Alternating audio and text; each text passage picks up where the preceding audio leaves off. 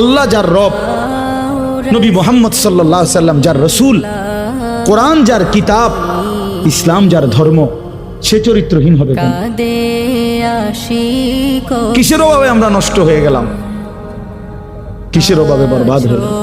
চারটি সর্বশ্রেষ্ঠ নিয়ামত, আল্লাহ সর্বশ্রেষ্ঠ, নবী সাল্লাল্লাহু আলাইহি সাল্লাম সর্বশ্রেষ্ঠ, কোরআন সর্বশ্রেষ্ঠ, ইসলাম সর্বশ্রেষ্ঠ। চারটি সর্বশ্রেষ্ঠ নিয়ামত আমার আপনার কাছে থাকার পরেও আমি চরিত্রহীন হলাম কেন?